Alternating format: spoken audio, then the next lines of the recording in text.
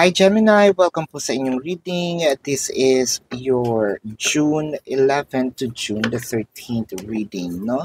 So para po sa mga bago, don't forget to click the subscribe button, smash the like button, comment below kung kayo nakaka-resonate, and hit the notification bell. At kung gusto nyo pong sumali sa ating live sessions, sa kabilang channel po yun. Gemini, I want you to know that this is a general reading. So you may resonate with the entire reading or you may resonate with the bits and pieces of the reading. So take what's only yours. Simulan na natin. Gemini, ang nakikita ko dito parang ang taba-taba ng puso mo ngayon, no? Ang sarap magmahal, no? Yun yung nakikita ko. Parang sinasabi mo dito, sa wakas, no, nagkaayos na kami. Kasi nakakita ko dito ng yung iba sa inyo nagkaroon ng separation. Separation can be physical or energetic. Physical, the person might be in a different city, state, county, country, different continent, no? Or energetic separations, ito po yung mga bagay na nagkaroon tayo ng hindi pagkakaintindihan, hindi nag-usap, pero ngayon parang bawing-bawi naman tayo, no? Doon naman po sa mga singles, nakikita ko na parang yung crush natin, sobra naman din po ang, kumbaga, ipinapakita sa atin, no? Doon naman po sa mga may jowa na, ang nakikita ko dito, parang ang ating puso ay talagang sobrang saya dahil nakikita mo, ay, seryoso sa akin yung person ko, no? With the Star, the Knight of Wands, and the Hierophant. So, ang nakikita ko nga dito, parang sobrang focus ng person mo. Sobrang parang sa'yo, parang, kumbaga, nanalo tayo sa loto. Hindi ito yung pangkaraniwang ginagawa ng jowa mo ngayon, no? Pero parang ngayon, hindi siya kasi obsessive, hindi rin siya possessive. Kumbaga, expressive si person. Ganda naman nun. Expressive siya. Ang nakikita ko nga dito parang kapag nakikita kayo ng iba, naiinis na sa sobrang pagka-sweet niyong dalawa, no? Minsan nadja-judge na kayo ng ibang tao, no? Minsan pati ibang kamag-anak niyo nabubwisit dahil sa sobrang kaswitan niyo, no? With the Justice card and the Three of Pentacles. So ang nakikita ko dito naman is parang um meron kayong mga pinag-uusapan about the future, no? Either gumawa na ng pamilya, bumuo na ng pamilya, either magkaroon na kayo ng mga, sabihin nating, magkaroon na kayo ng parang sabihin natin na bumukod na, no? So, kumbaga, hindi lang ito for yung pang ngayon ang ating pinag-uusapan.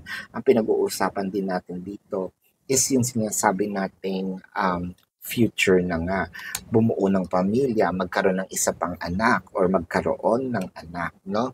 With the Five of Pentacles and the King of Swords, yung iba nga sa inyo, parang panigurado, no? Kung meron man ditong aalis because of, let's say, trabaho, gusto kong deposito, no? Gusto ko magkaanak for sure na para pagbalik ko tayo pa rin. With the Lovers and the Two of Cups, yung iba nga sa inyo, makabalak ng magpakasal, balak na rin sabihin natin mamanhikan, yan ang nakikita ko. Yung iba dito is probably this is an LGBTQIA+ relationship, no? With the Queen of Swords, ang nakikita ko pa dito parang kahit anong mangyari, kumbaga may away man, no, meron mang hindi pagkakaintindihan, yung isa sa inyo talaga is sobrang nakafocus at ang ginagawa niya lang is ayusin, no? Siguro meron pa ditong galing sa hindi naman ganun ka-well off na family pero tinutulungan na, no? Either yung kapatid, yung kamag-anak, tinutulungan yung sabihin nating para umunlad, no?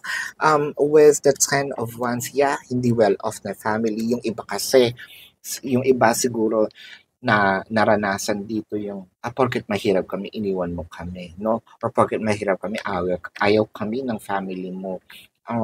Kasi baka nga isipin, no, na pera lang ang habol, yung ganyan. Pero ito, I feel like talagang nakasupport siya sa'yo, no?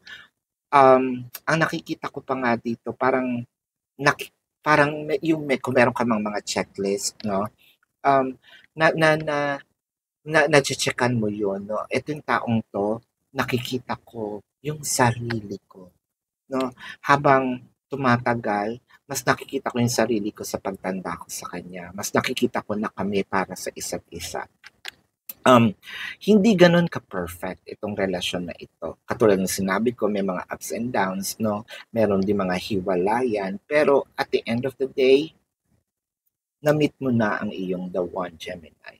So, tingnan natin ang zodiac sign ng person mo. Now, this could be their sun sign or a placement in their chart. I'm seeing Pisces, Leo, Cancer, Gemini, Aries, Taurus, uh, Virgo, no? Capricorn, Libra, oh, 'di ba? Aquarius. So this is your reading. Again, para po sa mga bago gems, don't forget to click the subscribe button, smash the like button, comment below kung kayo nakaka-resonate, and hit the notification bell. At kung gusto niyo po ng dalawang reading sa akin, nasa kabilang channel po yun, that is Babaylan TV. No, yan po ang ating unang channel catered for our international audience. At kung gusto niyo pong sumali sa ating live sessions, nasa kabilang channel din po yun. And Gemini, pwede naman po kayo magtanong, no, dito sa comment section as long as the question is answerable by yes or no. Pero kung feeling nyo po hindi kayo masasatisfy sa yes or no na sagot lang, no, pwede naman po kayong magtanong doon po sa form na nasa description box po, no. All you have to do is to click the link, type in your questions, and then click submit, follow the instructions. Meron po tayo doong promotions na 4+1 for a discounted price. And meron din po tayong kung gusto nyo mag-avail ng ating private reading, nandun din po yun sa description box. So this is your reading, love and light. Namaste, and see you on the next live or the next reading. Goodbye, Gemini. You want the best of my heart, you just